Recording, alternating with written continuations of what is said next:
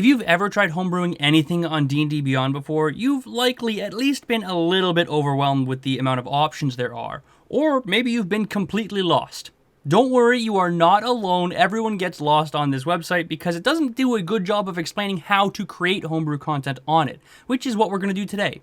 Before we get too deep into this, let's create the concept for this item that I'm going to be creating.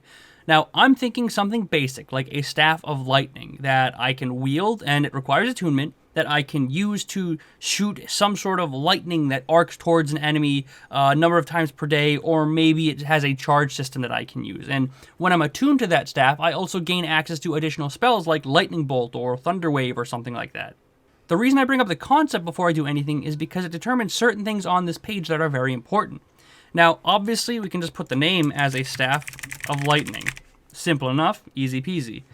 The only thing that really matters here is going to be the base item type. I'll just put the rarity for rare for now. Now, the base item type determines what kind of magic item you have. If it's an item, if it's an armor, or if it's a weapon. And changes all of these options depending upon what option you choose. Now, if this were just an item, I would choose Wondrous Item or a staff or something along those lines. But if this was something like a quarterstaff magic item, I would instead change this from an item to a weapon. And you'll notice that changes the magic weapon or magic item type to allowing me to choose a base weapon type. And I could just choose the quarterstaff, wherever it is. Oh man, my high school English teacher would be so sad. Quarterstaff right there. And then it would use the stats of the quarterstaff. Now, if I had an armor piece that was magical, I would instead set this to armor. And then I have other options here, like the base armor it would be based upon. So it would be leather armor, I could choose that. If it was chain shirt, I could choose that. If I could allow a dex bonus while wearing it, if there's a strength requirement or stealth check disadvantage or none. But for now, we're going to keep this super simple and leave this as just a wondrous item with the magic item type of staff. And then I'll just put in a non-applicable, just a blurb description, just so I can create the magic item. You'll notice that once the item is created, I have options for not only just the basic information, but now also additional information, modifiers, conditions, and spells I can all add to this staff. So we've already kind of dealt with the basic information. Obviously, I'm not going to waste time creating a description for it, but if I go down to additional information, I can choose those charges like we were talking about before. So since I have this ability that I want to be able to, jolt lightning out of a staff at a creature a number of times per day or using a charge, let's just show you how the charge system works. If this item has charges, which will make it have charges, we can click this Has Charges button and give it a number of charges. Let's say, just for the sake of the example, we'll put 10 just because it makes it easy. From here, I can choose the charge reset condition, whether it be a short rest, a long rest, at dawn, or if it's a consumable item. Now, if I have it set to short rest, whenever you hit the short rest button, you get all your charges back. Same thing for the long rest. The only thing that really is different here is going to be the consumable, where if this is a consumable item like a chime of opening or chime of, I can't remember what that's called, an item that is consumed upon use, then that would be the option for you. But since this is going to be a staff that recharges, we're just going to have it reset at every long rest. I can then also add charge note descriptions like lightning blast, just so I know what this is for. I can add a weight if I wanted to, but really it's not that important. And then I can hit save changes, and like that, the charge system has been saved. And I'll show what all this looks like after the fact, just so you could get an idea what it looks like in an inventory as well. But with that saved, we now move into modifiers. And modifiers is where we get all of the tricky stuff that a lot of people often get confused about. So if I click add a modifier, you can see I have a bunch of options from modifier types, modifier subtypes, ability score options, and a bunch of different, editable boxes right here. Now, I'm not going to go through every single one of these because, quite honestly, I don't know every single one of these, and there's a lot of them. But some important ones that you are going to need to know are going to be things like bonus. Now, if you've ever wanted to just add a bonus to a certain roll, an ability check, saving throw, or anything like that, this is how you do it. If I choose bonus and choose ability checks, and then choose the ability score for charisma, I will get bonus on charisma ability checks. Or if I want to do an ability score or, let's say, a specific roll like Arcana, I can get a bonus to my Arcana roll just like that. Or another option, armor class. If I wanted to increase my armor, I could do this and increase the fixed value by 1 or 2 or 5, meaning that this item would give you a bonus armor class of +5 on top of what you already have, which is obviously insane, but you understand the concept that I'm going for here. But some of the really big ones that you're going to want to be looking for is like a charisma score. If you wanted to have this item increase your charisma score, your nat charisma score, that's how you do it. Same thing with strength or wisdom or constitution or any of these options, or choosing one of those options. This is how you add those bonuses to your character. Next, another one I want to show you is advantage. You know, you can get advantage on any sort of modifier or subtype. Same exact thing we just talked about, only rather than a flat bonus to it, like a +1, +2, +3, you get bonuses with the advantage to your roll. Same exact concept with the subtypes of the options we have here. Being Arcana, you would have advantage on Arcana checks, advantage on initiative rolls, stuff like that. Another common one is going to be resistance. So you get the resistance type, and you can choose the modifier subtype, meaning you could be resistant to any type of damage that you choose from, being fire. But since this is a Staff of Lightning, probably going to be pretty resistant to lightning damage. So let's go ahead and choose that for now. Now, some other options you have here, again, I'm not going to go through them all, but you have things like Vulnerability Sense, which gives you vision, so you can choose Blind Sight. Another one that's frequent is Proficiency, so if you get proficiency in a certain skill, maybe Arcana from having the staff, you could do that. Or if you wanted to go really in-depth with this, or really cool, you could choose an entire feat that you get, and choose the feat from this entire list right here. Really, this is where you get all of the meat and potatoes and the core of the item that a lot of people generally get mixed up and confused upon. So if you're trying to add anything to your character's spell or your character's sheet, this is generally the option to do that with the modifier. But like I said earlier, we're going to go stupid simple and just add some resistance to lightning damage, seeming as how it's a Staff of Lightning, and go from there. Then we just hit save, and that's it. After that's added in, you can see I now have a resistance to lightning damage added, but I forgot one thing. I want to add a damage bonus as well, so let's add another modifier here. Now, I forgot one thing. I want to add another modifier to this item, being a damage bonus. So I'm going to actually click add a modifier and go straight from here. Only instead of choosing bonus, since it's a bonus damage roll, or a bonus damage on top, I'm going to choose bonus damage for the modifier type, and then choose under modifier subtype, lightning. This means I'm going to get a damage modifier for my lightning damage while retuned to this staff, and I can choose my fixed value as 1, meaning this will give me an extra 1 lightning damage whenever I deal it. So I can hit save, and just like that, it's good to go.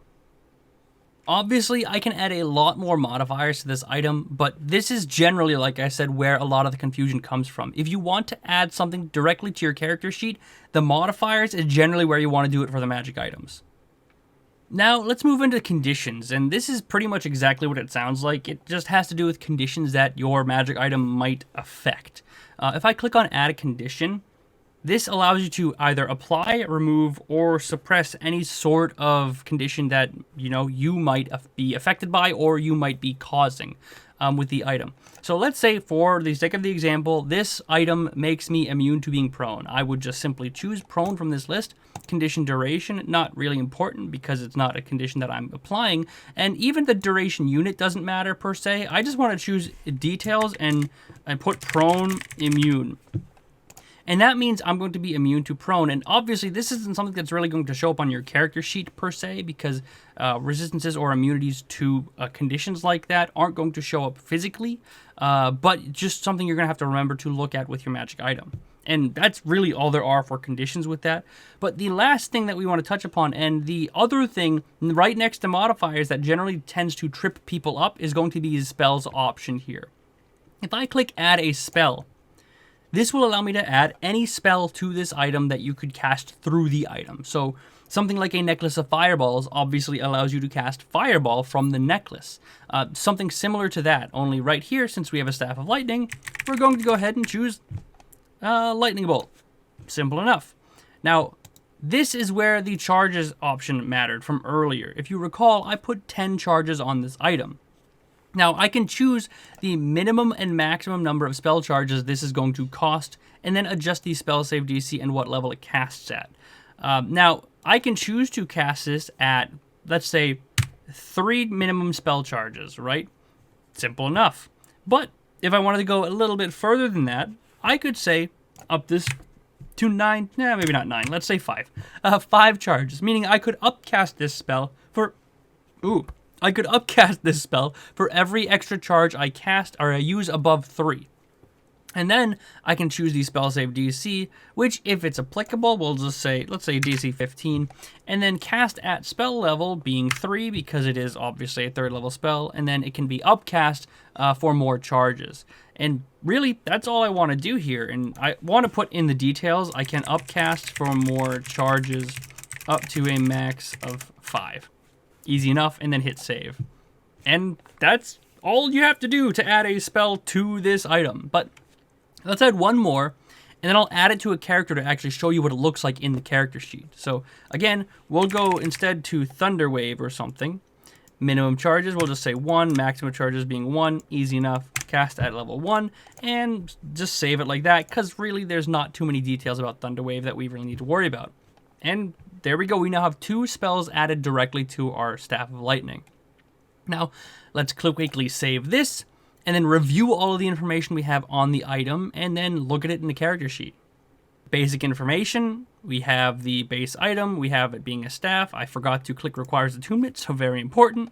Attunement description, doesn't really matter, don't worry about it. Description, not super important because it's a demo. Additional information, we have the charges. It has 10 of them. They reset on a long rest, and I get lightning spells. Let's just say lightning spells for now.